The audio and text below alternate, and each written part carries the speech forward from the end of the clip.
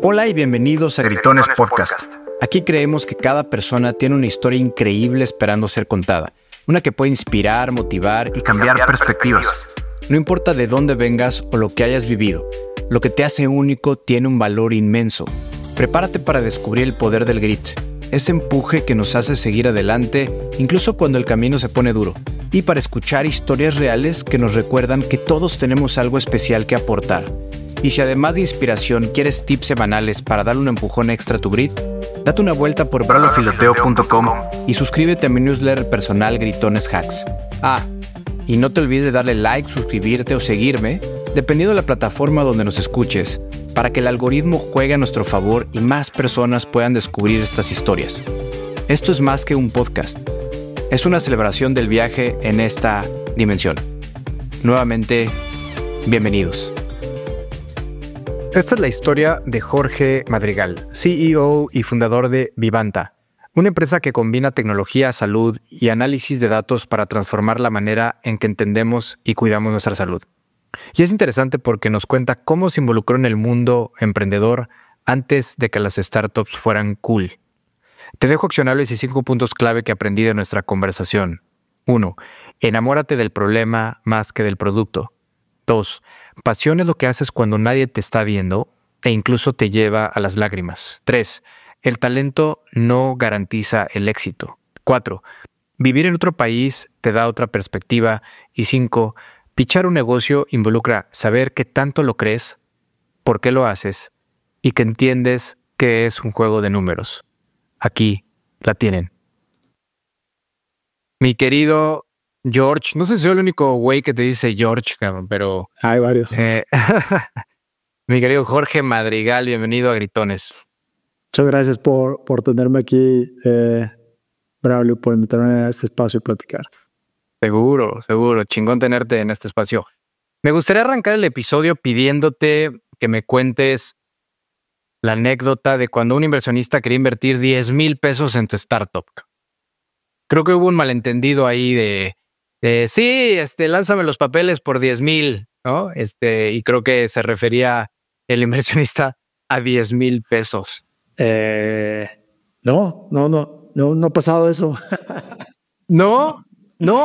Alguien cercano a ti me dijo que se murieron de la risa, güey, que porque, pues bueno, estás levantando dinero normal y tal en un emprendimiento y que, bueno, parece ser que era un inversionista con cierto prestigio y la historia dice, ¿no? A lo mejor se equivocó de emprendedor, güey, pero la historia dice que bueno, después del pitch y todo, no, pues sí, órale, va, le entro, te hago el cheque ¿y cuánto? No, pues 10,000, ¿no? Pues $10,000, ¿no? O sea, es un ticket, digamos, más o menos promedio en las startups o el emprendimiento, pero no, que el inversionista se refería a 10,000 pesos, güey, y que se cagaron de la risa, pero a lo mejor se confundió, güey, se confundió de emprendedor y no eras exactamente tú. Pero ¿verdad? ¿Te ha pasado algo similar? O sea, ¿te ha pasado que en este mundo de levantar capital, ¿no? Que de repente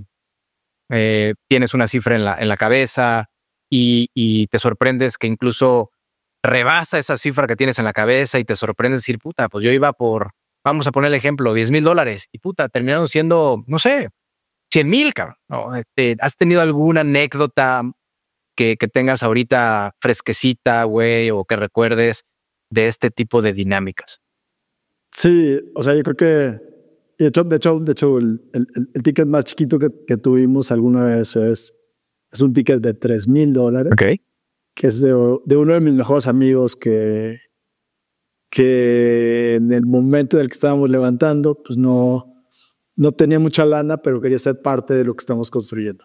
Entonces, pues no 10,000 pesos, pero pues bueno, $3,000. Y sí hemos tenido experiencias en las que, no sé, o sea, tú piensas que alguien va a invertir 10,000, $15,000 y te dice, oye, pues yo le entro con 50, Sí. ¿no? Yo le entro con 100 o más, ¿no? Claro. Creo que tiene que ver con que lo que estés construyendo pues tenga impacto para muchas personas. Ya. Y cuando pasan esas situaciones, ¿festejas? O sea, me imagino sales de la oficina del inversor o no sé si es un Zoom o lo que sea, ¿no? Termina el pitch y te dicen, oye, pues te voy a hacer un cheque por tanto, cabrón. Y a lo mejor aplicas el poker face, ¿no? Al principio, pero sales de la oficina, güey, o termina el Zoom y dices, sí, a huevo, y te avientas un festejo o realmente no. Creo que los primeros tickets, cuando empieza a levantar lana, creo que los primeros tickets sí los festejas, ¿no? O sea, es ok, esto se está empezando a mover. Creo que, no sé, o sea, para mí cuando estás recogiendo dinero y la gente invierte en lo que estás construyendo es consecuencia de que lo que les contaste que estás construyendo, pues está generando un beneficio grande para la sociedad. Y creo que la gente se sube en esas cosas, ¿no?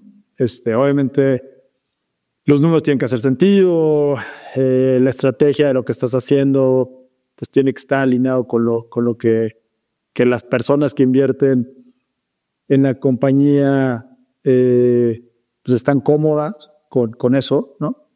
Pero al final del día yo creo que la convicción viene, sí, de varios factores, pero uno tiene que ser que lo que tú estés construyendo como visión tenga como resultado un bien grande para muchas personas, ¿no? Entonces, siempre fuiste así. Sí. Siempre fuiste así porque la neta, o sea. No, claro que no. ¿Cómo eras? Y si puedes un poquito guiarme en esa evolución, ¿no? Decir, o sea, así pensaba o ese era mi mindset y así fue el proceso. Pues yo creo que un buen tiempo de mi vida de emprendedor, creo que te pasa, sobre todo si tu perfil es un perfil técnico, piensas que si construyes algo suficientemente complejo y construyes algo, no sé, o sea, muchas líneas de código, muchísimos features en un producto, pues asocias eso a que quizás la gente invertirá en tu compañía porque tienes eso.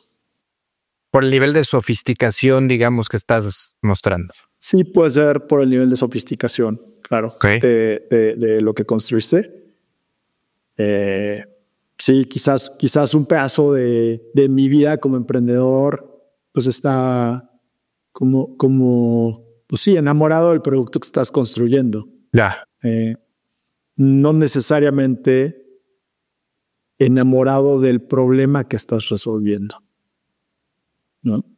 Creo que ahí hay una diferencia importante, ¿no? Porque el problema se lo está resolviendo a personas, a tus usuarios, ¿no? Entonces, si tú quieres resolver el problema, pues tienes que entender a tus usuarios, ¿no? Tienes que entender el problema que tienen. ¿Hubo un turning point para que cambiaras esa forma de pensar? O sea, ¿recuerdas un momento en donde estabas muy clavado en el producto y en meterle mucha galleta y lo que sea? Y algo pasó que switchaste y dijiste, no, a ver, güey, o sea, creo que estoy poniendo mi atención en el lugar incorrecto o mi energía en el sitio que no sé si es fulfillment, no sé si es suficiente engagement para ti mismo, o sea, ¿cómo fue ese momento? Si es que hubo un momento que switchaste completamente hacia el usuario. Yo creo que son como procesos, ¿no? De vida. Yo creo que hay dos dos pensadores que a mí me han influenciado mucho, ¿no? Uno es un cuate que se llama John DeMartini, ¿no?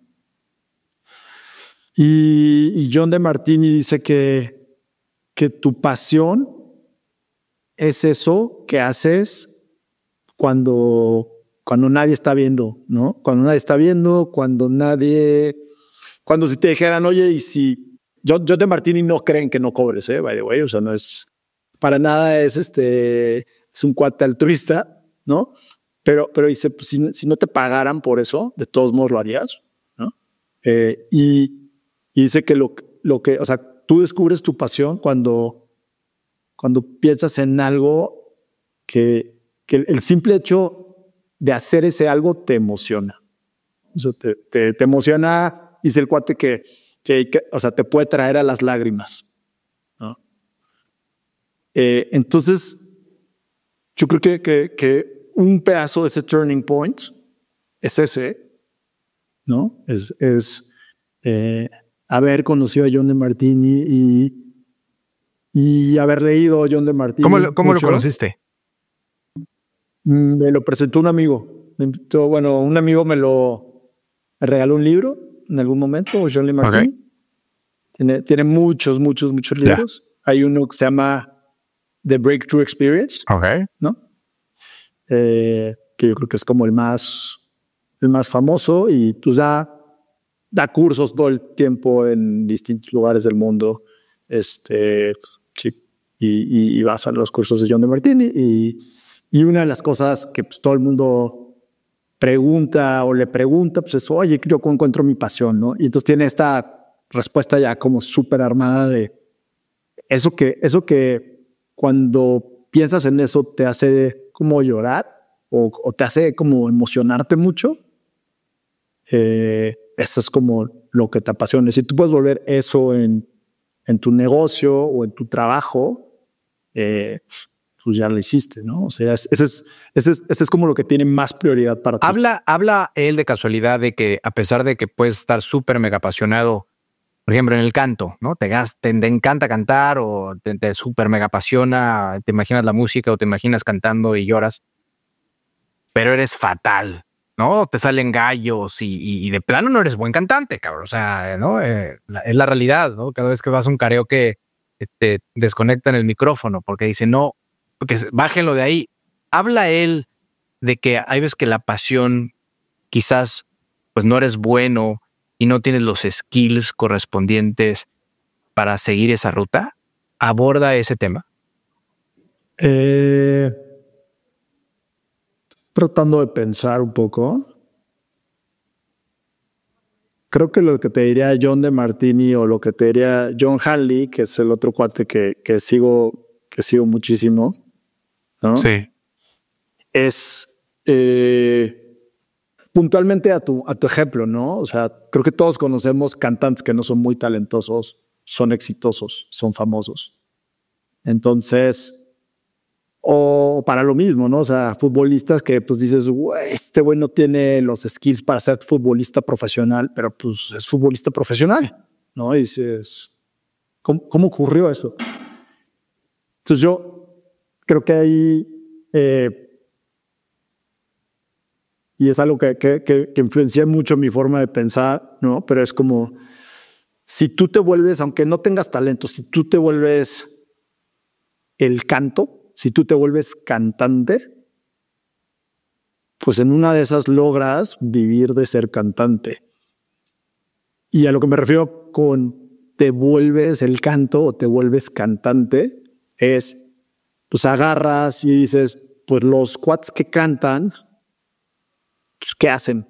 ¿Cómo es su vida? ¿Cuáles son sus hábitos? ¿No? O sea, los cuates que son exitosos siendo cantantes, pues no sé, seguramente pues, toman clases de canto para empezar, ¿no? Y toman no sé cuántos, y seguramente con los coaches de canto, no sé, me invento los mejores, quizás practican no sé cuántas horas al día, quizás consiguen un super manager, quizás se aseguran de estar constantemente haciendo performance, ¿no?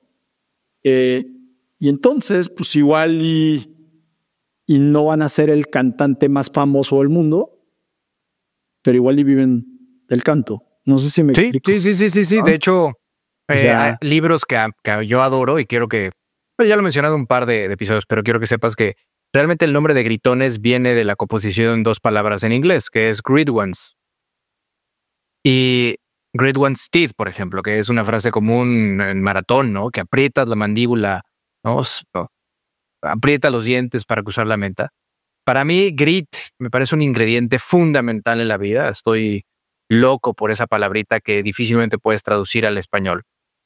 Esta combinación entre determinación, resiliencia, perseverancia, pasión por largos periodos de tiempo. Y justo libros como Grit, hay un libro que se llama Grit de Angela Duckworth, que también sale en TED. Buenísimo el TED de Angela Duckworth. Y es, yo creo que el libro de Grit más vendido que hay. Hay otro que estoy leyendo que se llama Getting Grit, no me acuerdo la autora. Pero hay varios de Grit. El punto es que esos libros justo mencionan varios ejemplos de que el talento no te garantiza el éxito, ¿no? El talento, pues, al final puedes tener la fortuna de nacer incluso con un cuerpo que sea más propenso a ciertos deportes, vamos a pensar así, ¿no? Como Phelps, ¿no? Que pues parece que literalmente nació su cuerpo para el agua, para nadar, ¿no? La longitud de sus brazos, de su torso, etcétera. Pero es mucho más probable que una persona sin talento pueda lograr éxito con el grit adecuado, con esa perseverancia, con esa determinación, con ese trabajo duro, con esas horas y horas y horas en el gimnasio, en la alberca. Y bueno, hay diferentes teorías, un poquito también, creo que por ahí Steven Kotler en algunos libros lo menciona, pero justo eso que dices, Jorge, que estoy de acuerdo, que es probable que a lo mejor no seas ultra mega famoso y te hagas millonario cantando, pero quizás vives de eso. O sea, quizás sí, o sea, y vivir de eso, a lo mejor pagas tu renta, pagas el alimento y tienes agua caliente, ¿no? Y haces lo que te apasiona y ¿ande?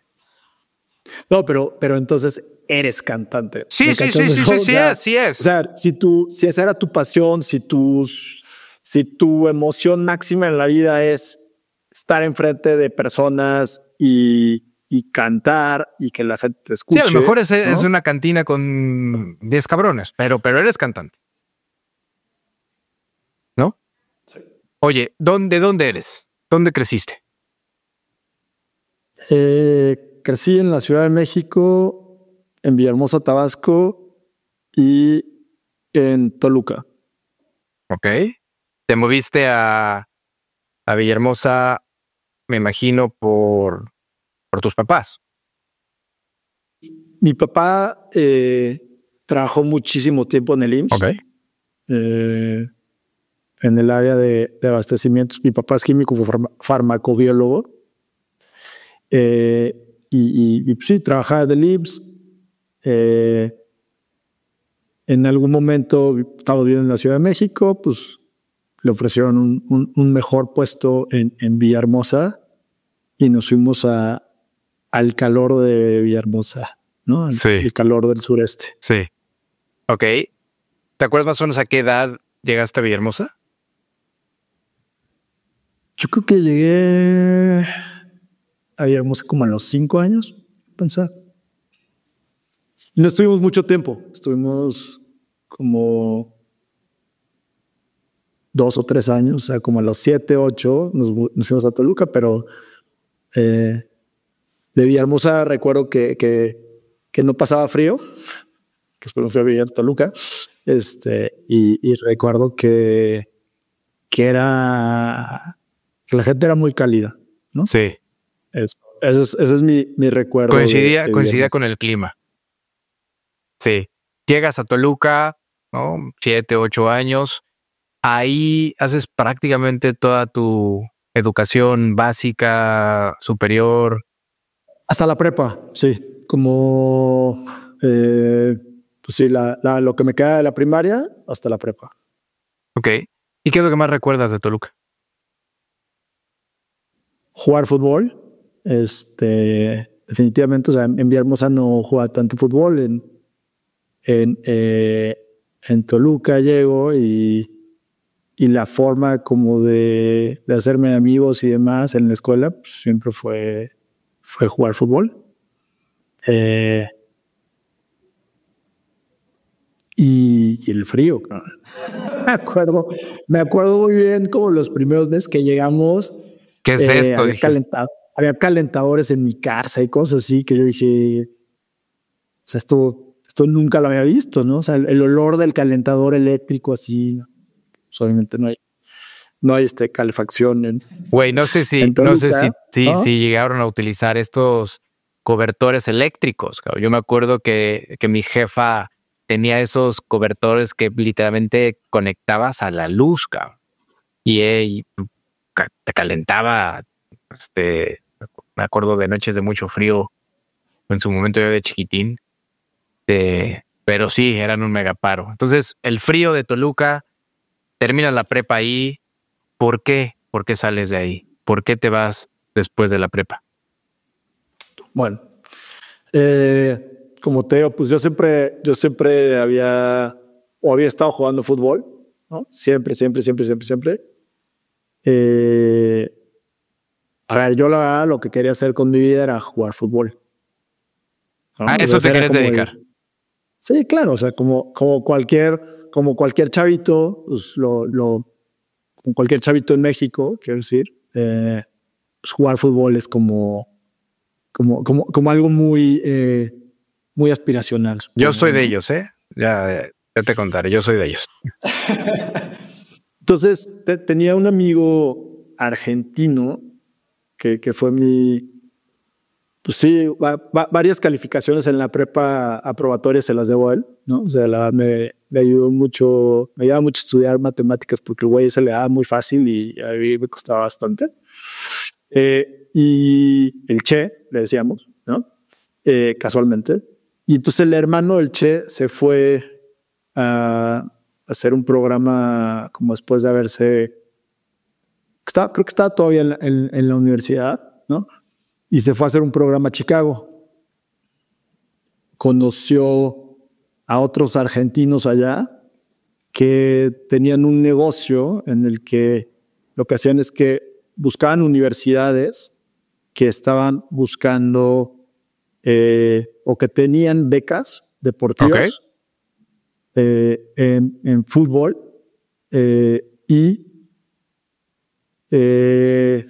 estaban abiertos a darle esas becas deportivas a chavos principalmente de Sudamérica, ¿no? O sea, traían chavos a Estados Unidos de Argentina, de Brasil, de Paraguay y de Uruguay, ¿no? Ese era como el core. Pues conoce a estos cuates y les dice, oye, no, pues yo tengo un amigo, el Jorge, como decían, y nada, pues se los puedo conectar y lo suben en este trip que tienen ustedes.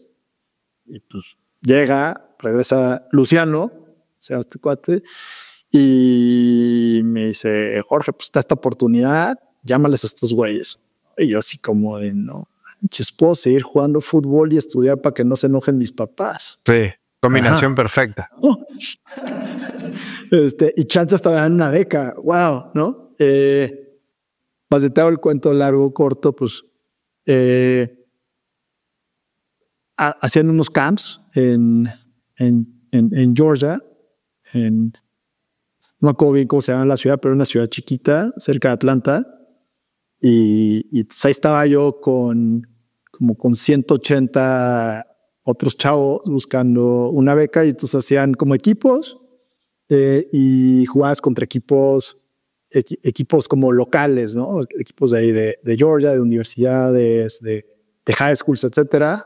Y pues al final llegaban y te decían, oye, pues te ofrecemos tal beca, ¿no? De tanto por ciento, en la escuela es así, y pues bueno, te llevas tú como la oferta y después pues decidías. Claro. ¿Y qué pasó en tu caso? Pues al final del CAP me ofrecieron tres becas. Okay. De 3 universidades distintas. ¿Eran División 1, División 2, División 3? Había de División 3, había de División 1 y había de otra conferencia que se llama NAIA.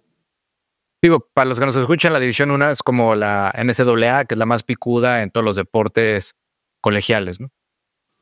Sí, o sea, les dan, o sea, las divisiones vienen de varias cosas, pero uno es como cuánto budget invierten en deportes, qué número de becas tienen, ¿no?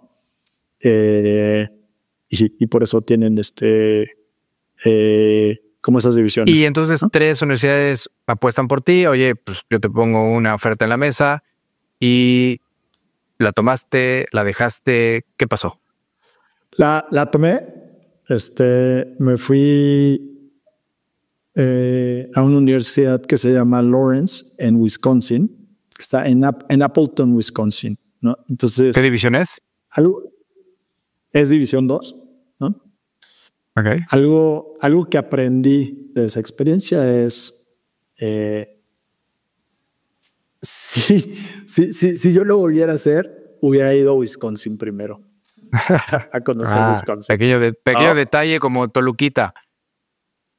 O sea, si alguna vez, si quieres conocer el invierno como mexicano, ¿no? Si tú quieres conocer el invierno, puedes irte una semana en invierno a Wisconsin. Yo, obviamente, pues, nunca he visto nevar de veras. Claro. ¿No?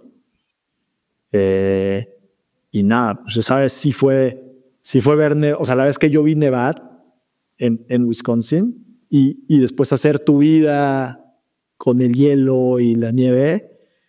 O sea, no es como cuando alguien va de vacaciones a un lugar de... Sí. Incluso la playa, güey. Bonito, incluso la playa. Tiene su chiste cuando vives en el sitio, ¿no? O sea, cuando vas de vacaciones, claro, es in and out, cabrón.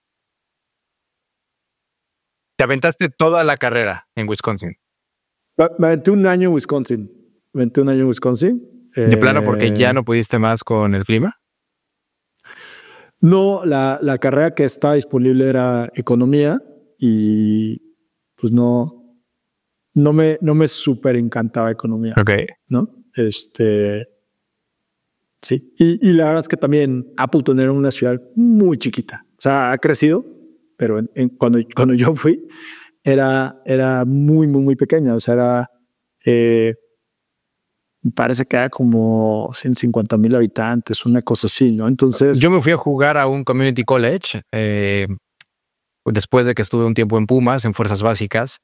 No se dieron las cosas y yo, pues, necio, ¿no? Que quería ser futbolista. Y terminé en un community college en medio de Kansas City. Ándale. Y lo más divertido, güey, ahí era pedir pizza de vez en cuando. Era lo más divertido que había en ese lugar. O sea, era diminuto el pueblito. Ahí no había otra cosa que hacer más que comer pizza. O sea, esa era nuestra diversión, güey. Y la verdad es que estuvo rudo.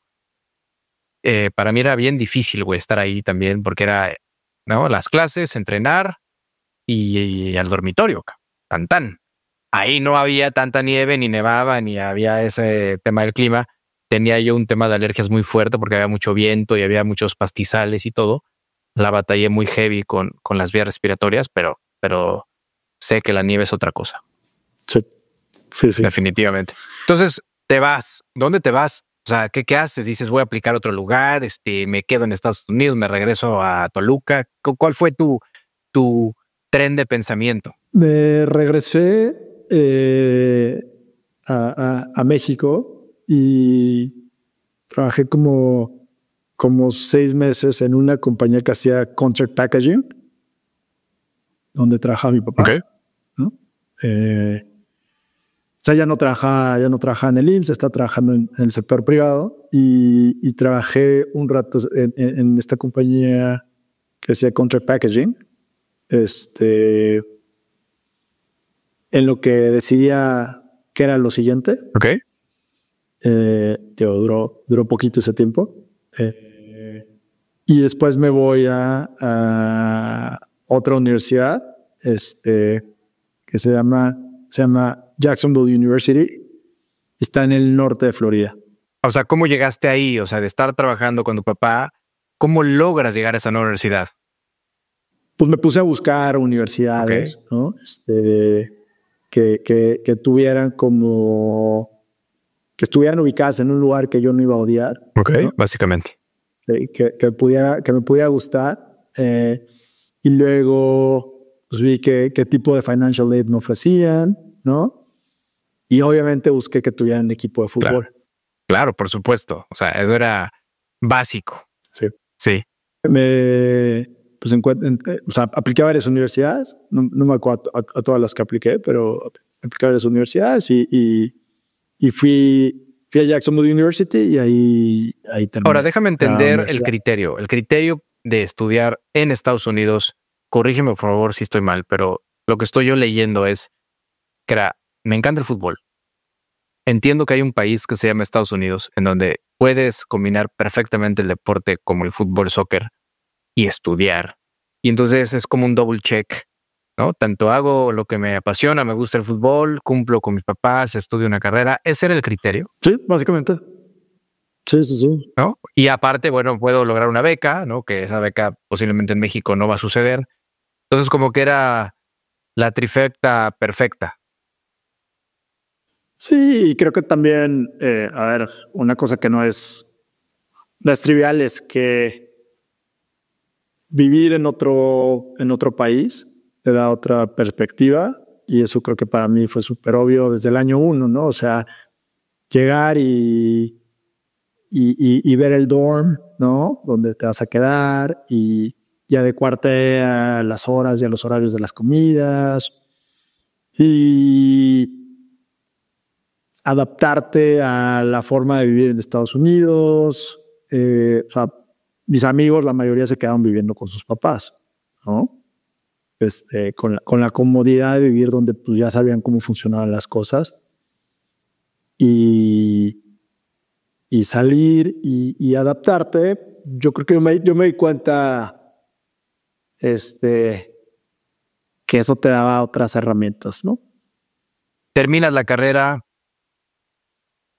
¿Cómo decides qué hacer después? O sea, ya había un run en tu mente, decir, me quedo, me regreso a México. ¿Cómo fueron esos instantes o esa etapa para saber qué hacer? What's next, Cap? Yo creo que hay varios pedazos de esta historia, ¿no? O sea, en la empresa de Contract Packaging en la que trabajé muy poquito, era una empresa que los dueños de la empresa eran un fondo de private equity, ¿no? Y me acuerdo que una de las chambas de mi papá pues era, o sea, su chamba era atender la empresa bien para una adquisición por parte pues, de otro fondo, ¿no? Entonces, ese fue como mi primer contacto con ese mundo, ¿no? O sea como con qué es private equity, pues en mi cabeza fue como, ok, o sea, estos cuates compran compañías que no andan bien. Algunos fondos de private equity hacen eso, ¿no? Compañías que no andan bien, las arreglan operativa y financieramente y las venden, ¿no? Y hacen una ganancia de eso. Entonces, me acuerdo que además pues, pude agarrar un prospecto de la empresa, ¿no? Que es básicamente pues, un reporte grandote o no tan grandote, depende del fondo y demás, y la empresa, en el que pues, cuentas la historia de la empresa desde lo comercial y desde lo financiero, ¿no? Entonces yo agarré eso y me acuerdo que me lo llevé.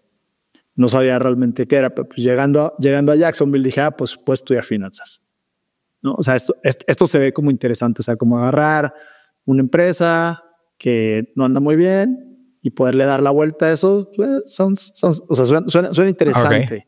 Okay. Entonces, lo primero que cambió con allá a Jacksonville fue, pues bueno, ahora sí voy a estudiar finanzas, ¿no? Un poco inspirado por eso. Y yo me acuerdo que a todos los que iban siendo mis amigos, yo les decía, no, pues ¿cuál es tu major, no? Y a todos los sin importar lo que me decían, ¿no? Yo les decía que no, que deberían de estudiar finanzas. O sea, tenía yo ese como fix, sí. ¿no? Y de hecho el amigo que nos invirtió los $3,000 iba a estudiar marketing y la historia es que estudió finanzas y sigue trabajando en finanzas al día de hoy y yo ya no, desde hace mucho tiempo, ¿no? Pero ese güey sigue metiéndole muy fuerte al tema. A finanzas, o sea, muy estereotípicamente vive en Nueva York y trabaja en un banco de inversión. Corner office y toda la cosa. Pues creo que ya casi está cerca del corner office. Pero en ese camino hubo otra persona que me influenció muchísimo, Jack Keguin, un maestro que daba entrepreneurship, ¿no? Y una vez en el elevador, pues yo me topé a Jack Keguin, ¿no? Que yo no conocía, no sé quién era. No, me acuerdo que era un señor como muy clásico, gringo de Boston, ¿no? Como de esa área, como de New England, ¿no? Entonces, como se cuenta que perfectamente vestido de Brooks Brothers. No sé si todo era Brooks Brothers, pero imagínate así al cuate muy bien peinadito y todo. Y me dice, ¿tú dónde eres? ¿No? Pues, yo soy de México. Ah, ok. ¿Y qué estudias? No, pues finanzas. ¿Y alguna vez has pensado que tú podrías hacer un negocio? Y yo, pues sí, algún día, ¿no? Y me dice, ¿y cómo lo iniciarías? Ahí en el elevador, todo eso, güey. Sí, en el elevador. O sea, pitch. No. O sea, el cuate se acababa de mudar a Jacksonville for tax reasons, o sea, para pagar menos impuestos, ¿no? Y sí, el cuate ya tenía una empresa que valía como 50, 60 millones de dólares, una cosa así, ¿no? Y estaba en una etapa de su vida en la que pues ya le iba a regresar a la sociedad y era muy filántropo, o sea, donó dinero en la universidad de la que se graduó y luego donó mucho dinero en Jacksonville. Y dijo, y aparte, ¿no?, voy a enseñar, voy a decir, pues voy a... Y yo creo que lo más grande que donó pues fue su tiempo, claro, ¿no? Y entonces, pues sí, en el elevador me dijo, oye, pues voy a abrir una clase para que aprendas a armar tu negocio. Es una clase que no había en la universidad y está a partir del siguiente semestre y te da créditos y no la pagas, ¿no? O sea, los créditos de esta clase te ayudan para graduarte, pero no los tienes que pagar. Ok. Y así como, ok, nada. Y pues sí, el resumen es pues sí, Jack Keguin, pues sí fue como alguien que o sea, fue de hecho la persona que me metió el chip de entrepreneurship, de hacer tu empresa. Quiero imaginar, güey, que te enlistaste en su clase. Claro, sí. En 2 clases y sí, pues sí, ahora, la verdad es que... Haciendo fast forward en el mundo de emprendimiento, que entiendo que ahí se enciende la llama en ti del emprendimiento, porque pues, eres un gran emprendedor. Quiero ahí empezar a desembarcar. ¿Crees que te hace mejor emprendedor si trabajas antes en otra startup de la que no eres fundador? Yo creo que sí, pero definitivamente pues hay mucha gente que ha hecho grandísimas compañías sin haber trabajado en una startup de alguien más. Ahora, para ti que dices que sí, ¿cuáles serían los upsides de trabajar en una startup antes de crear la tuya? O sea, creo que te podría hacer una lista de 50, pero creo que uno que para mí fue importante, ¿no?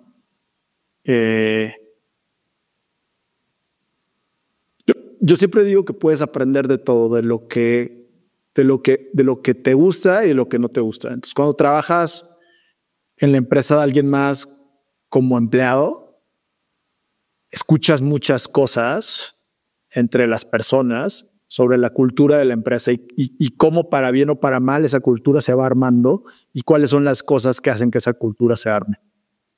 Yo creo que es tener acceso a ese ese chatter, sí, o sea, esa conversación, ¿no? Te hace consciente de esa conversación cuando tú eres la persona que toma las decisiones. Ahora, con esta misma hipótesis, ser analista de negocios, de fondos, en fin, en ese mundo de venture capital o de private equity, que entiendo tuviste la oportunidad, ¿no? También de estar ahí metido. ¿Crees que también te dio insights y que te dio hacks para que a la hora que tú emprendieras dijeras, yo también me di cuenta de estas cosas? Sí, o sea, creo que escuchar a mucha gente pichar buscando dinero y escuchar inversionistas decidiendo por qué sí o por qué no invertían en una empresa y invertían en la otra, pues te da como la conciencia de cómo piensan los inversionistas, ¿no? Que cuando tú te avientas al ruedo sin haber escuchado esa conciencia, pues puede o no alterar la forma en la que te manejas cuando tú estás enfrente de inversionistas pichándole lo que estás haciendo. Ahora, escuchando, viendo cómo se decantaban los inversionistas y N cantidad de decks y gente pichando, cuando tú te pasas al otro lado de la banqueta, ¿lograste validar eso? O sea, decir, a ver, tú generas como un mapa mental, decir, a ver, yo me he dado cuenta que si jala, que no jala, un poquito cómo se decantan. Cuando tú ya lo implementas en el ruedo, güey, ¿lograste hacer validaciones que dije, sí, efectivamente, güey, sí? Yo creo que sí, pero creo que nada te prepara para estar en el hot seat.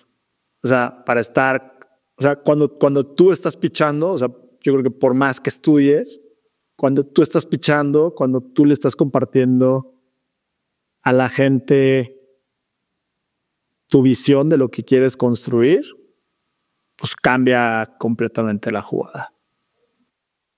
En ti, güey. O sea, tu nivel de inversión es muy diferente. En ti. Tú, como Jorge claro. Madrigal, que dices, yo tengo 3 puntos clave que a mí me funcionan. Ojo, güey, como bien dices, hasta que no estás ahí pichando y no tienes tu propia idea de negocio y estás obsesionado con algún tema, producto, servicio, hacia allá nos iremos moviendo, ¿no? ¿Qué tan importante para ti es este tema de ayudar a los usuarios y lograr un bien superior y un bien mayor? Pero tú has descubierto que a la hora de pichar, a ti hay 3 cosas que sí o sí incluyes a la hora que haces una presentación. Seguramente son más cosas, ¿no? Pero quizás son observaciones y obviamente pues son cosas que yo he descubierto para mí y no sé si a todo el mundo le funcionen, ¿no? O sea, creo que lo primero es, tienes que estar muy convencido de lo que estás haciendo. O sea, la gente se da cuenta muy rápido si hay un pitch y las personas que están haciendo el pitch no están completamente convencidas de lo que están haciendo, ¿no? Ok, esa sería una. La segunda es, tienes que saber por qué lo estás haciendo, ¿no? Y si tú no sabes por qué lo estás haciendo y alguien te pregunta por qué lo estás haciendo, pues también estás tostado, ¿no? Yo creo que la tercera es un tema de entender, y esto quizás también, esto creo que pues cuando haces la primera vez que pichas algo o que piensas en recoger capital, quizás no entiendes que es un juego de números, ¿no? Entonces, o sea, tener claro que estás jugando un juego de números, ¿no? Y que hay un montón de oportunidades allá afuera en las que las personas a las que igual les estás pichando pueden invertir, ¿no? Y que lo que estás buscando es, o sea, tener la conciencia de que lo que estás buscando es gente que se pueda subir en la visión de lo que tú estás construyendo, ¿no? Y que no son todos. O sea, que no van a ser todos, ¿no? Definitivamente. Y que por ende, pues tienes que jugar ese juego de números, tienes que picharle a 100 o a 200 o a 300 personas antes de decir que igual y lo que estás haciendo es inviable o es infondeable, ¿no? O sea, no sé, yo he escuchado otros emprendedores compartirte que puta, pues le piché como a 20 y no, de los 20 nadie quiso invertir y entonces estoy listo para tirar la toalla, ¿no? Y es como 20 es un número muy chiquito. Claro, y entonces tener la conciencia de que, pues sí, o sea, 100, entre 100 y 200 o chance más, ¿no? Depende de lo que estés construyendo y qué tanto vayas refinando cómo comunicas lo que estás construyendo. Oye, al final creo que nos regresamos a estos 3 bullets, si quieres, muy importantes que dices. O sea, si a los 20 que le pichas, güey, te batean y dices, bueno, pues no es lo mío y no va a jalar este pedo, pues entonces solito te estás autorrespondiendo que qué tanto creías en lo que estabas diciendo y comunicando y cuál era tu por qué, ¿no? O sea, creo que a lo mejor era un poquito de chocolate, no era ese fuego ardiendo por dentro y estás completamente convencido de que esa es una gran visión y es un gran problema por resolver, ¿no? A lo mejor dices, nah, pues estabas jugando un poquito a la comidita, ¿no? Es decir, pues ya le dije a 20 y pues me dijeron que no y pues mejor me dedico a otra cosa, ¿no? Entonces, creo que ahí es un indicador muy interesante que mencionas. Y sí, pues claro que entender que es un juego de números. Ahora, entrando de lleno al emprendimiento, platícame de amigas de negocios. Otro buen amigo siempre ha estado metido como en armar temas sociales, ¿no? Y ya tenía él pues una iniciativa para armar grupos de mujeres emprendedoras en Morelos. Ok. ¿No? Y darles como un poco como de coaching de negocios para mejorar sus emprendimientos. Eran pues emprendimientos mayormente tradicionales, ¿no? Entonces yo termino la universidad, trabajo un rato en Estados Unidos y me regreso a México un poco como, ok, pues, ¿qué es lo que sigue? ¿Qué es lo que quiero hacer ahora? Y este amigo ya tenía armado este proyecto y pues, participé con él un rato. En tu perfil de LinkedIn dices que te dedicaste a las startups antes de que fueran cool, ¿no? Hoy está como muchísimo más de moda y la terminología. Muchísimo más cool. Oh, no, es cool. Y ahorita me hiciste recordar. Tuve la oportunidad hace poco de estar en una conferencia con John C. Maxwell, ¿no? Que es el tipo que más libros de liderazgo escrito en la historia, más de 90 libros. Y John C. Maxwell pues habla de 3 cosas. Habló en esa conferencia principal. Dice que él habla fundamentalmente en sus más de 90 libros de 5 cosas que no las recuerdo, pero 3 y me acuerdo muy bien, que es básicamente encuentra tu propósito, ¿no? Encuentra tu propósito.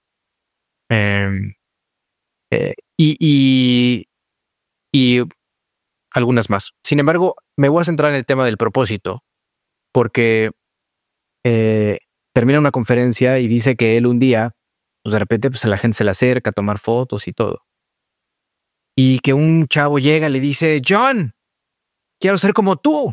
Oh, quiero animar a las masas, quiero hablar de liderazgo, de negocios, de emprendimiento, estás en el escenario, tomar el micrófono, emocionar a las personas, tomarme fotos, escribir libros. Quiero hacer lo que tú haces. Quiero hacer lo que tú haces.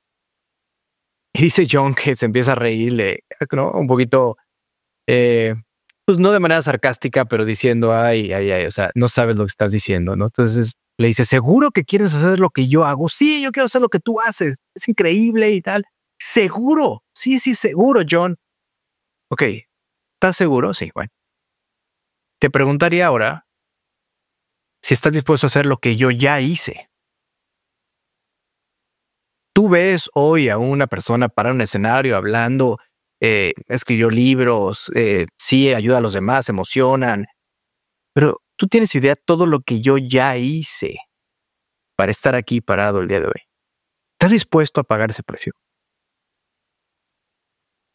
Y que creo que desmoralizó un poquito al chavo que se le acercó a Johnny a tomarse su foto, pero antes de que fuera cool ese tema de emprender y tanta terminología que existe hoy, me hace recordar esa etapa en tu vida que dices, yo ya estaba ahí, ¿no? Yo empecé ahí ¿no? Con mi machete o con mi pico a surcar el camino. ¿Qué opinas? Pues creo que regreso a lo que te decía, ¿no? O sea, al inicio, ¿no? O sea, yo soy emprendedor y yo soy alguien que se dedica a la tecnología y que desarrolla productos digitales. Creo que puedo hacer muchas cosas más, pero eso sí lo soy, ¿no? Entonces, mira, es interesante, ¿no? O sea, la primer chamba que agarré cuando regresé a México fue trabajando con Hernán Fernández en un fondo de Venture Capital que se llama Angel Ventures, aquí en México, ¿no? Y está como, pues sí, o sea, muy al inicio de que existiera como, o sea, realmente fondos de capital de riesgo o fondos de emprendedores en México, ¿no? Y teníamos una dinámica que se llamaba el Club de Ángeles Inversionistas de México, me parece que se llama algo así. Y hacíamos unos desayunos en el piso 51, ¿no? En la Torre Mayor, una vez al mes. Yo venía gracias a Jack Ewing, ¿no? De organizar las reuniones del club de inversionistas ángeles en la Universidad de Jacksonville, ¿no? Y pues sí, no me acuerdo cómo conocí a Hernán y le conté lo que había estado haciendo y ellos ya traían esta iniciativa del club de emprendedores, del club de inversionistas, ¿no? Y pues nada, conecté, o sea, como que se conectó muy fácil, ¿no? Era como, pues este cuate viene a hacer esto, pues que lo haga aquí también con nosotros, sí, ¿no? Y bueno, empezamos a armar estas reuniones y había como un screening de emprendedores, ¿no? Pasaban dos cosas, pues muchas de las empresas que veíamos en ese momento pues no tenían tecnología. A mí ya me había quedado claro en la universidad que las compañías que tenían componentes de tecnología escalaban de una forma diferente a las compañías que no eran digitales. Tecnología pueden ser más cosas, ¿no? Pero que las compañías que no eran digitales. Y quizás yo no lo sabía, pero eso era lo que realmente me interesaba a mí, ¿no? Entonces, las compañías que empezamos a ver pues no eran muy digitales, ¿no? No llegaban compañías digitales, ¿no? No llegaban compañías de e-commerce o obviamente el tema de las apps todavía no se había hecho como algo tan grande, pero pues sí, no había compañías con páginas de internet o cosas así, ¿no? Con páginas web. Y a la par de esto, pues obviamente tanto el gobierno federal como el gobierno de la Ciudad de México pues, traían algunos esfuerzos, ¿no? Alineados al emprendimiento y al emprendimiento de alto impacto.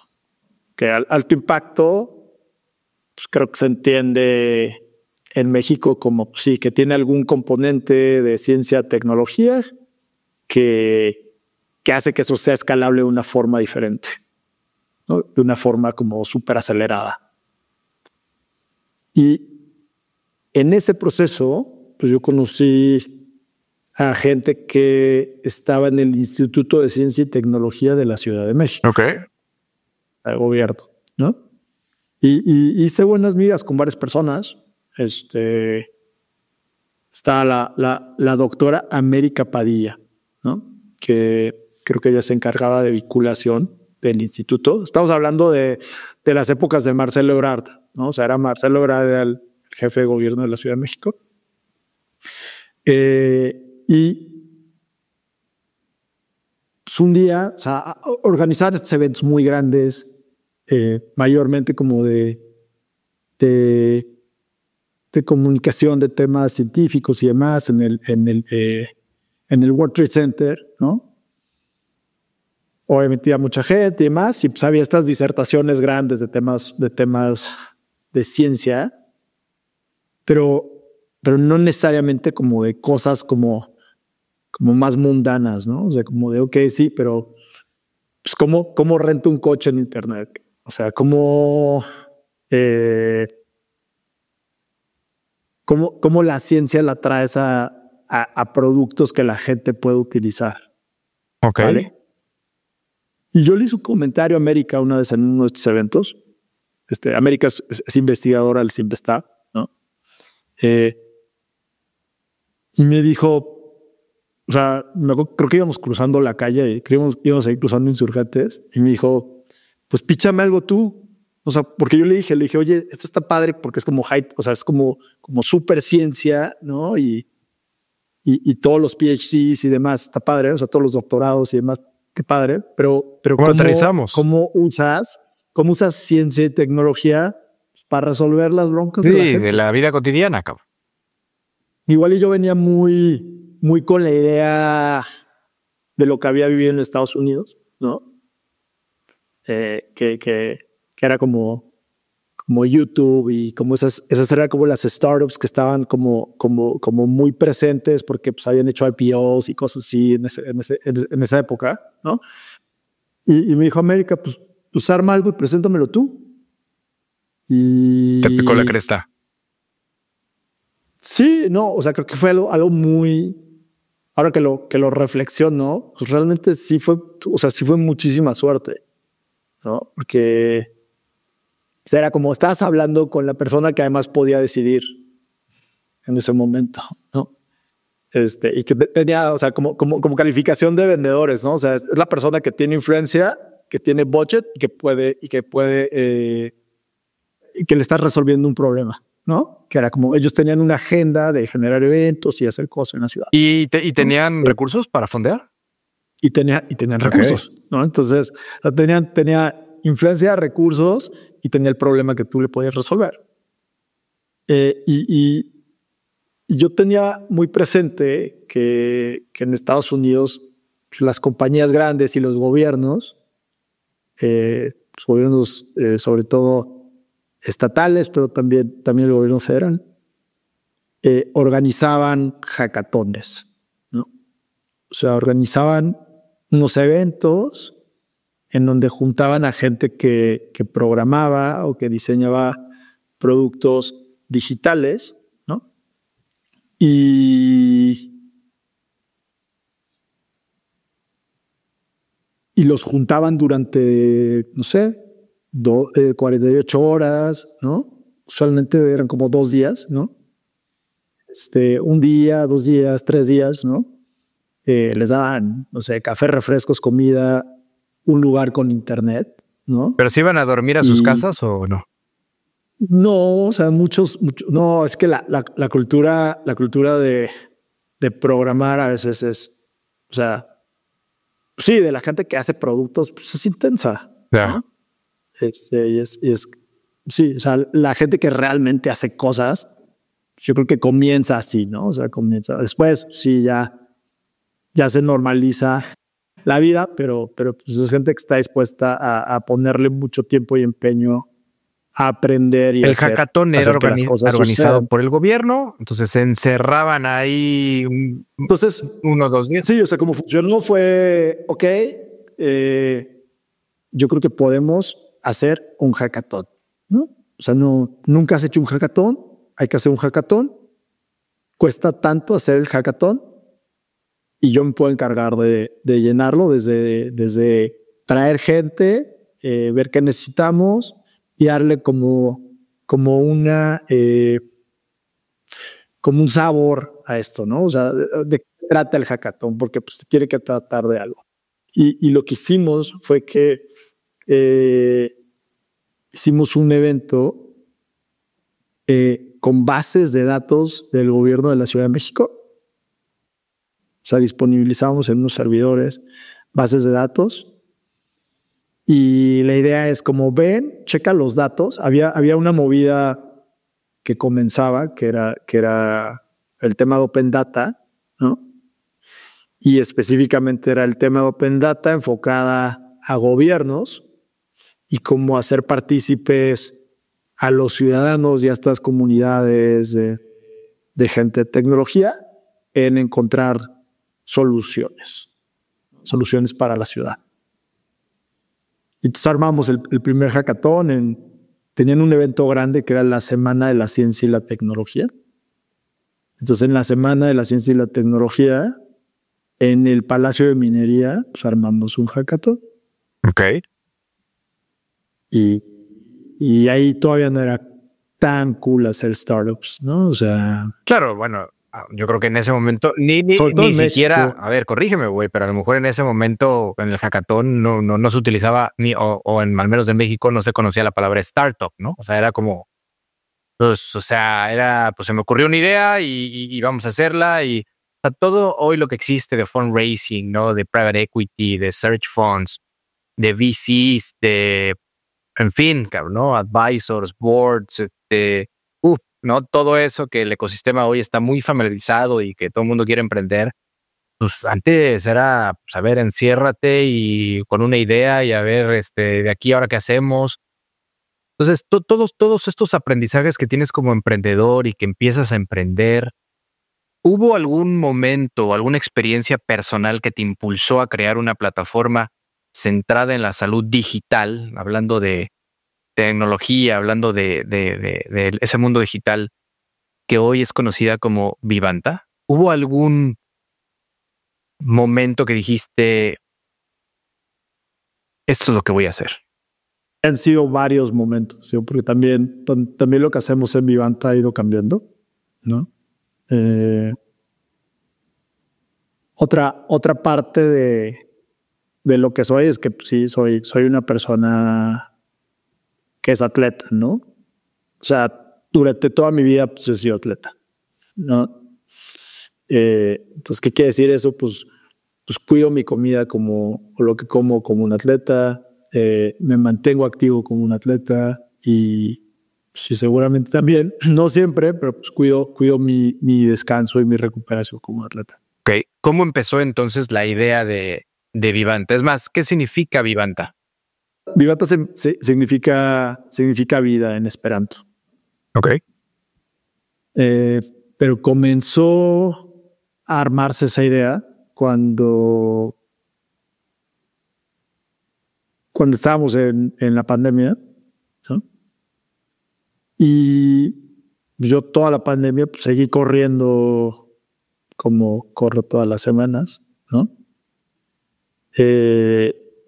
Y siempre tengo un smartwatch, ¿no? Y recuerdo que en algún momento el tema del COVID o la información que había del COVID es, bueno, afecta principalmente las vías respiratorias, cambia tu frecuencia de respiración, cambia tu frecuencia cardíaca, ¿no? Cambia tu temperatura y más o menos eso era lo que se sabía, ¿no? O sea, así comienza, es como el onset de COVID, ¿no?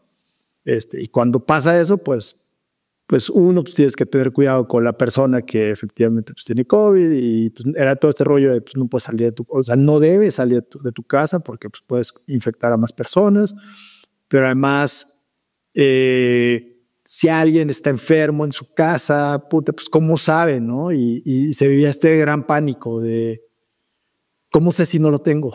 ¿No? Pues yo como salía a correr y veía siempre mi smartwatch, pues yo decía, no, pues, o sea, mi frecuencia cardíaca se ha mantenido donde tiene que estar. O sea, todo está normal, ¿no? y se me ocurrió, vino a mi cabeza como, oye, imagínate si los cuates del CDC, que era como el organismo de Estados Unidos que eran los más clavados con el tema del COVID, pudieran accesar información de smartwatches en lugar de estar como medio adivinando dónde hay regiones o zonas en las ciudades donde hay mayores concentraciones de gente presentando estos síntomas, ¿no? Y ahí pues comenzó el rabbit hole, ¿no? O sea, como decir, oye, pero esta información para empezar, ¿no? De estos dispositivos, ¿realmente se puede utilizar para algo así? O sea, ¿realmente es así de confiable como para que tú pudieras, al menos desde un punto de vista epidemiológico, mirar una población y decir, más o menos esto está pasando aquí, acá no está pasando esto, etcétera? Okay. Y pocos searches de Google y la respuesta pues fue sí, ¿no? O sea, para mi sorpresa, había investigación había no cientos, miles de papers, ¿no? De gente en universidades, investigadores, que escribían sobre, o que ya habían escrito, sobre usar información de smartbands y smartwatches, okay, para una cantidad N de padecimientos, incluidas enfermedades virales. Enfermedades virales de tracto respiratorio, ¿no? Entonces, yo que así, órale, o sea, estos cuates ya hay, o sea, esto ya es como algo que está muy revisado, muy visto por la comunidad científica. Y mi pregunta fue, puta, ¿y por qué entonces no le estamos usando de una forma pues, mucho más grande? ¿Cómo armaste la red? ¿Cómo armaste la retórica o el relato en torno a este descubrimiento? ¿No? Tú dices, puta, es un breakthrough, que digo... Para mí. Sí, seguro, ¿no? Y bueno, seguramente muchos emprendedores genuinos como tú, pues tienen esos breakthroughs, decir, lo descubrí, o eureka, a ver, ya tengo, digamos, respaldo incluso de papers importantes de ciertas universidades. ¿Cómo lo empezaste a comunicar? Pero hay un punto anterior, ¿no? Que es que en ese momento yo estaba trabajando en una compañía que lo que hacía era enfocado en fintech, pero pues hacía extracción, procesamiento, análisis y distribución de datos, ¿no? Todo digital. Y yo creo que sin ese background, pues no se me hubiera ocurrido, o sea, no hubiera entendido quizás que había un problema, ¿no? O sea, que había un problema, pues ¿cuál es el problema? Pues estás generando, o sea, estos devices están generando en su conjunto millones y millones y millones de data points todos los días. Es información que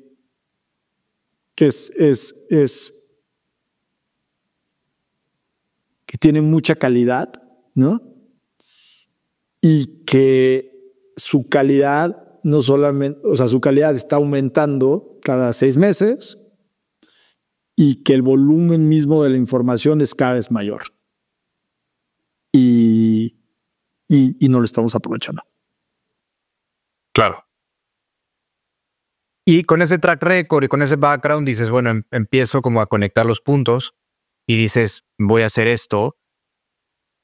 Y si pudieras compartir las primeras 3 cosas que hiciste ya en dirección a emprender, ya a decir, voy por un emprendimiento que está girando en torno a estos datos extraídos de los smartwatch, ¿no? La empresa donde trabajabas. Digamos que, ¿cuáles fueron las primeras 3 acciones, güey, que llevaste a cabo? sea, creo que lo primero fue, o sea, antes de arrancar, contacté a varios de los investigadores que escribían los papers, al menos algunos de los que más me interesaron, ¿no? Y obviamente pues hablé con ellos sobre lo que habían investigado y pues, que era súper interesante lo que habían, las conclusiones a las que habían llegado. Y les pregunté cuáles fueron tus dificultades en utilizar estos datos.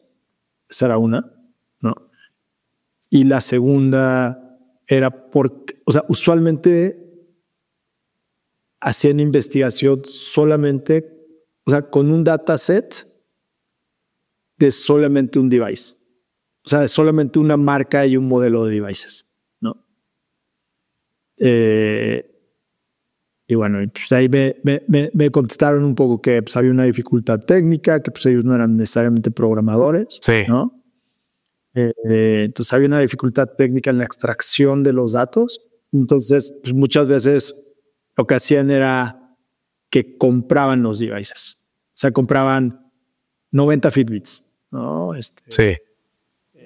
Y con eso hacían la investigación y entonces estaban limitados a crecer su muestra porque hacer como el bring your own device, ¿no? Pues no estaba dentro de las posibilidades por la parte técnica. Esa fue una. La segunda fue armar un deck de 10 slides, ¿no? O sea, creo que es contraintuitivo, o sea, y haber visto muchos decks, tener amigos que hacen investment banking y cosas así, como que te predispone a que tienes que hacer un deck con muchísima información, ¿no? Pues el primer deck que hice lo hice como en 2 días. O sea, el deck es la presentación, ¿no? Y básicamente explicaba, ¿no? O sea, como qué era lo que íbamos a construir, por qué este era un buen momento para construir eso. Teníamos un slide que después quitamos de como de cuáles eran las cosas que podrían atravesarse en el camino de que lo podíamos construir, ¿no? ¿Quiénes eran los que nos iban a comprar? ¿Cuánta lana necesitábamos? ¿Cuánta lana estábamos levantando o recogiendo? Y se lo presenté a un par de amigos con los que había trabajado. Y les dije, oye, pues no, está buenísimo, está súper interesante, bla, bla, bla. Oye, pues tú le invertirías $5,000, le invertirías $10,000. Y cuando tuve como el tercer sí, dije, sí, ok, no solamente es algo que me interesa a mí, pero quizás hay más personas que están interesadas en que esto ocurra. Yo creo que las personas votamos con nuestro dinero, ¿no? O sea, es una forma en la que votas para que algo pase o no pase. Sí. ¿No? Y ya la tercera fue armar un C Corp en Estados Unidos, armar una compañía en Estados Unidos, ¿no? Porque pues de repente pues ya había gente que quería invertir en Vivanta y pues no tenía ni cuenta de banco. Entonces, pues sí, armé la cuenta de banco de Estados Unidos, conseguimos abrimos una cuenta de banco y empezamos a recibir inversión. Buenísimo, buenísimo. En un tagline, este tagline que es como en una frase, en una oración, puedes decir qué hace la empresa cuando tú empezaste y ahora que has ido evolucionando, pivoteado, lo que sea, iterando, que pudieras decir, hoy el tagline es este. ¿Cuáles serían esos dos oraciones de cuando empezaste a lo que hoy se ha convertido Vivanta? La primera era disponibilizar datos de salud de smartphones y smartwatches para que compañías puedan utilizar esos datos en desarrollar soluciones de salud digital. Y la segunda, o sea, la que somos hoy, es que somos una compañía que utiliza datos, no solamente de smartphones y smartwatches, ¿no? Que se procesan a través de una plataforma digital y que permiten a las personas tomar pasos para volverse personas saludables. Más allá del éxito empresarial, ¿qué legado deseas dejar en la intersección entre la tecnología y la salud? No sé si, no sé si entre la tecnología y la salud. Yo creo que más bien el que mezclar tecnología y salud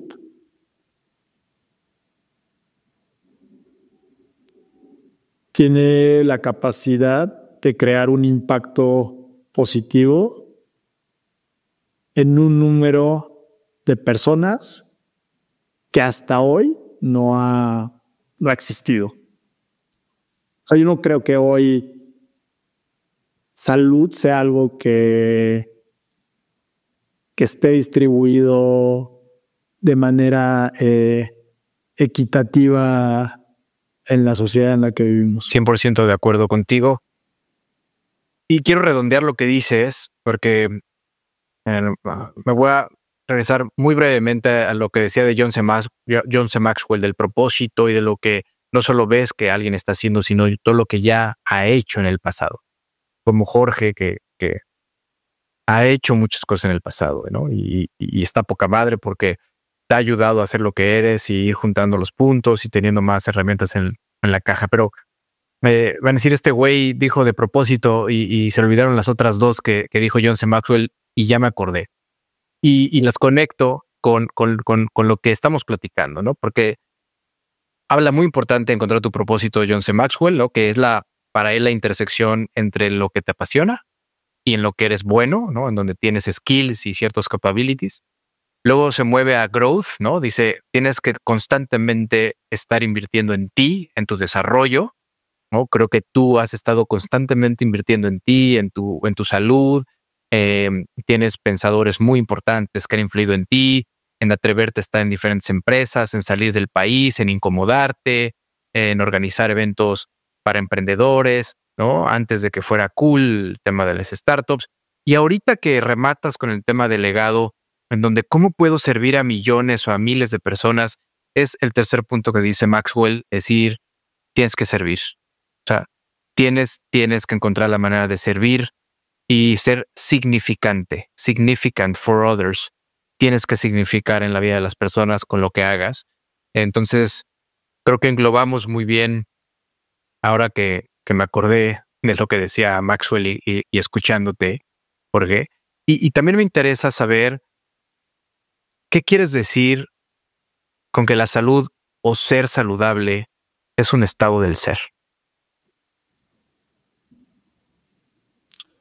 Pues está fácil, ¿no?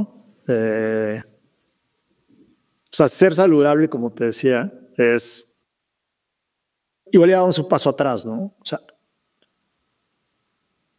creo que muchos de nosotros hoy en México, podría decirte que en Norteamérica, vemos salud como vivo mi vida como yo quiero y sin fijarme casi en nada, me enfermo y entonces salud es ir a un hospital, ir a una clínica, ¿no? A que me den salud. Salud es ir a que me den medicamento, ¿no? Ir a que me operen, sí, ¿no? y también ir a que el doctor me regañe y me diga qué es lo que tengo que hacer. Tenemos una relación con los médicos, ¿no? En la que pues, casi somos niños chiquitos y el médico te tiene que, no, esto no lo puede hacer, señor. Oiga, señora, ¿por qué volvió a hacer lo mismo? Ya vio cómo tiene la glucosa. Ah, no, pero yo no comí nada raro. O sea, no, estaba haciendo lo que me dice. ¿No? Sí, tiene una torta de tamal ahí escondida en la bolsa. Entonces esa es la concepción que yo me invento que tenemos hoy de salud y me la invento porque pues veo los números, ¿no? O sea 70% de los adultos en México tiene por lo menos sobrepeso, ¿no? Más o menos 40% obesidad. Y esos dos factores pues aumentan el riesgo de, pues uno, pues de mortalidad, ¿no? De morir antes de tu expectativa de vida, ¿no? Pero también de una cantidad fuerte de enfermedades. Sí, que en realidad ¿no? estamos inmersos en una industria de sick care, no de health care, ¿no? Básicamente. Sí. Entonces, ser saludable es, de nuevo, como te decía, como en el caso del cantante, ¿no? O sea, yo soy una persona saludable. Y entonces, ¿qué hacen las personas saludables? Pues tienen los hábitos que están pues, alineados a tener buena salud. Y es un cambio de cabeza, ¿no? Sí. Insisto, ¿no? Porque sí, o sea, ser saludable, como lo vimos hoy, es una cosa muy diferente a, pues para empezar, te traería la pregunta de, oye, ¿y cuáles son los hábitos de las personas saludables? Y quizás tenemos una idea vaga, ¿no? De, pues hacer ejercicio, pues comer sano, ¿no? Pero no o sea, una observación muy sencilla, pues no son saludables porque ni siquiera le hemos escarbado un poquito a qué quiere decir eso, ¿no? O sea, ser saludable es tomar jugo de naranja. No lo sé. Quizás la investigación de hace 10 años o 15 años, pues dice que no, que quizás eso no es ser saludable, ¿no? Pero no tenemos la conciencia de ser saludable. Y me parece que es súper, súper importante y un gran paso y un avance que ya al menos el individuo se cuestiona a sí mismo.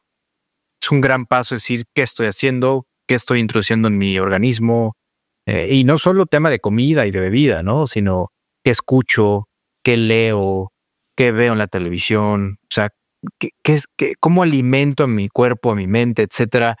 Y esos cuestionamientos, como el jugo de naranja, ¿me está haciendo bien? ¿No? O sea, o gente que dice es que como un chingo de fruta, ok, pero ¿cuánta? Pero realmente es en la cantidad que tu cuerpo necesita o la combinación adecuada. En fin, me parece súper importante que los que nos escuchan busquen tu aplicación, ¿no?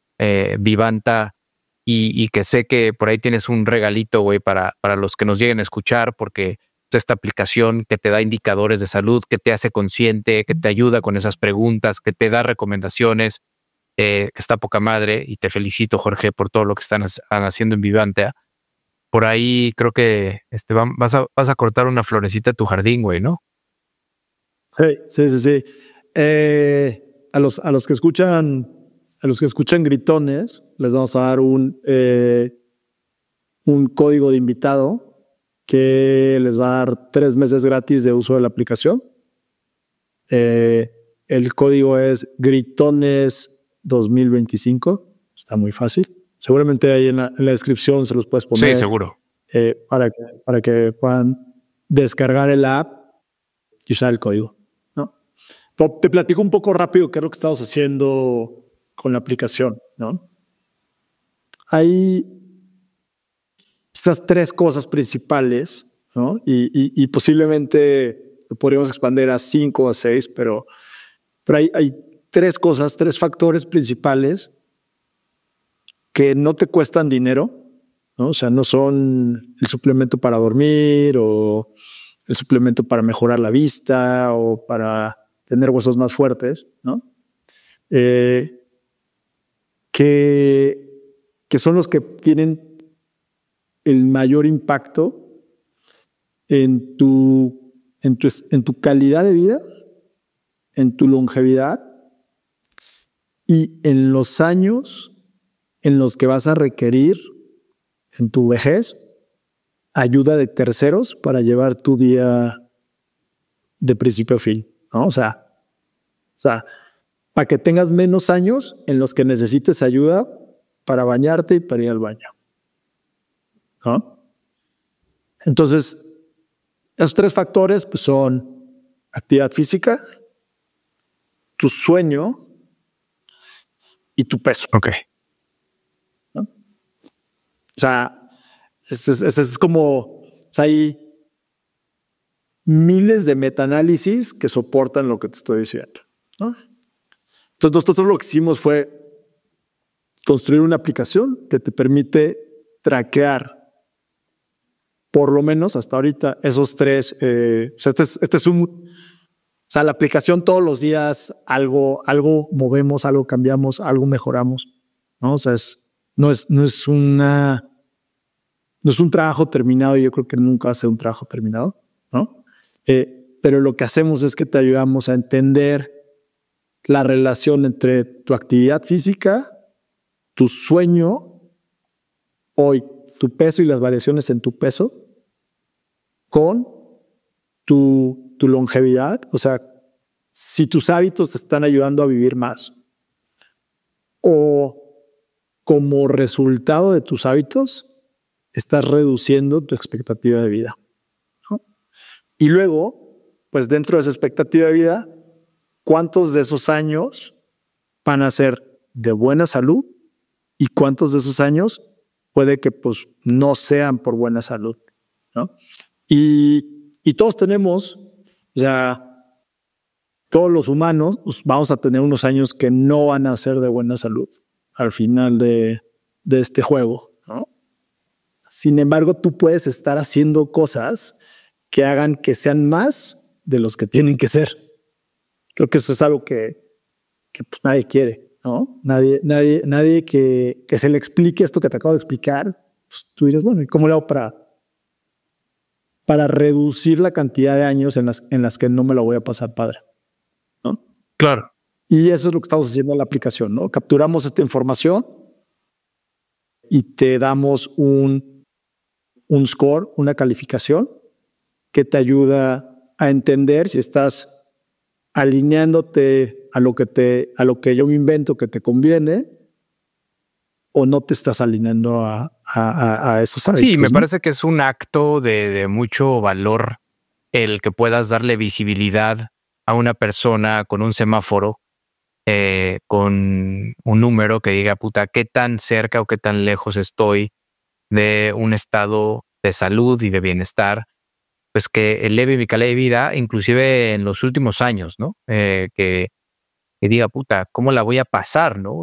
Pero lo importante es qué puedo hacer hoy, que estoy a tiempo para pues no sufrirla tan cabrón y no acercarme hasta el color rojo, sino acercarme al color verde, ¿no? O el color que sea dentro del score, que incluso estoy seguro que anímicamente incluso la persona va a mejorar y va a ser más productiva. Y, o sea, definitivamente que yo soy de los que sin salud no tienes absolutamente nada. Puedes ser una persona brillante con un chingo de éxitos empresariales, o de los que tú me digas, puedes ser muy bueno en ciertas cosas, pero si no tienes salud, hijo, le vas a batallar muy cañón. O sea, la salud, dicen que vale oro, ¿no? O sea, yo creo que es muy importante que hagamos esa reflexión, ¿no? ¿Cuánto vale tu salud? ¿No? Hazte esa pregunta. ¿Cuánto vale tu salud? Yo no sé si sea verdad, no sé qué opinas tú, Jorge, pero bueno, por ahí a lo mejor lo escuchaste, yo escuché, leí, no me acuerdo, que literalmente el propio Steve Jobs en su lecho de muerte estará dispuesto a intercambiar toda su fortuna por recuperar su salud, ¿no? Entonces es un mensaje potente. Muchas gracias, güey, por este descuento, ¿no? Para gritones. Y yo quiero ir cerrando la conversación. Me puedo quedar contigo toda la noche platicando, güey, pero hay que seguir actualizando la aplicación y seguirle chingando ahí en Vivanta. Fíjate que, pues ya sabes, tú muy tecnológico, muy digital en muchas cosas que haces. Le quiero dar entrada a la inteligencia artificial y últimamente en el 2025, las últimas preguntas, de repente le doy juego a ChatGPT y le digo, a ver, güey, vamos a preguntar al invitado con qué estilo, güey, quieres que haga la pregunta, ¿no? A lo mejor a Jorge le gusta Joe Rogan o le gusta Tim Ferriss o le gusta Pepillo Origel. Y con el estilo del comunicador que a ti te guste, Jorge, le vamos a pedir a ChatGPT que te haga una pregunta del tema que quieras, güey. Entonces, primero escoge alguna persona que quieras que te haga una pregunta. Bueno, vamos a ponerle al estilo de... Puede ser, no sé, para ver que sea diferente de Fareed Zakaria, el cuate de CNN, para complicártela. Ok. ¿De qué tema? También yo escojo el tema. ¿De qué tema puede ser?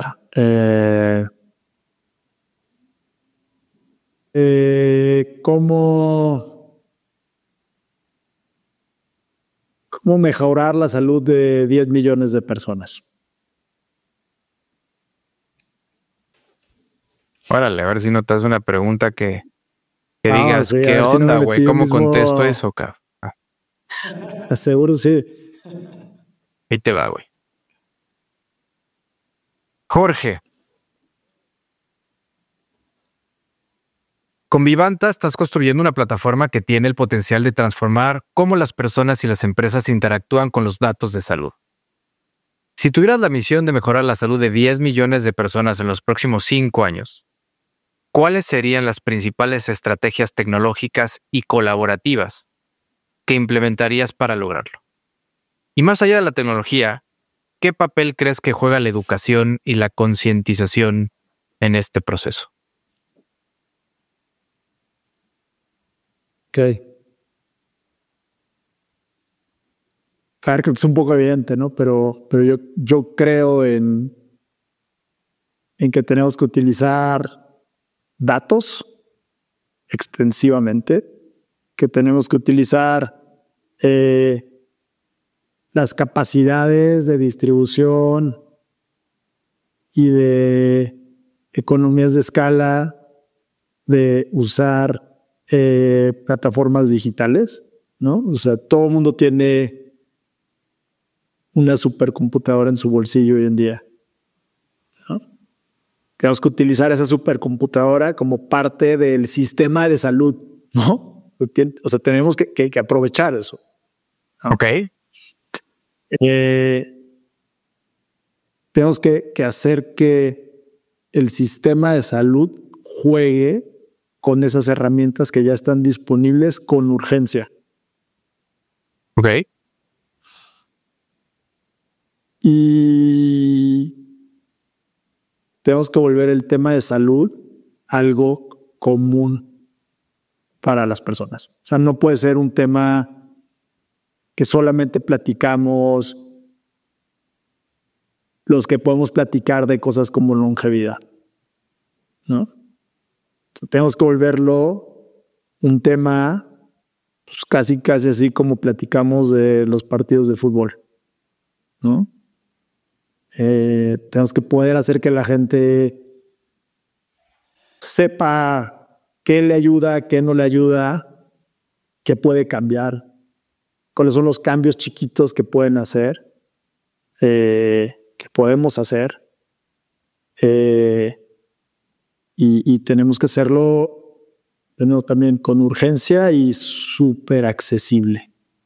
Y no sé si estés de acuerdo, pero de repente a mí me sorprende muchísimo que después de la semejante pandemia de COVID que sucedió, como que se nos olvida, cabrón. Se nos olvida lo que fue a nivel histórico, meternos a nuestras casas, cómo estabas de salud, si te pegaba el bicho, si tenías COVID, ¿no? Tenía relación directa en tu salud, ¿no? En tu obesidad, en tu cuerpo, en tus hábitos, o sea, y pues yo creo que mucha gente se espantó y no salía de su casa y demás, y ahora que ya no está supuestamente el COVID entre nosotros y ya llegó esta, entre comillas, nueva normalidad, puta, güey, me gustaría preguntarle a esa gente que ya regresó a los mismos hábitos o peores, ¿no? O que, puta, no hace nada por su salud, por su bienestar, no sale a caminar, no cuida su alimentación, está muy cabrón. O sea, creo que sí tiene que ser un tema que esté en la boca de todos sin necesidad de llegar a una pandemia del nivel que llegamos, ¿no? Que nuevamente esté ahí en la parte de arriba de la agenda el tema de la salud. Te quiero hacer una pregunta más, una pregunta rápida antes de cerrar el episodio. ¿Por qué te gusta tanto el ensayo de Paul Graham, Do Things That Don't Scale? Es un ensayo muy cliché de emprendimiento tipo Silicon Valley, ¿no? Pero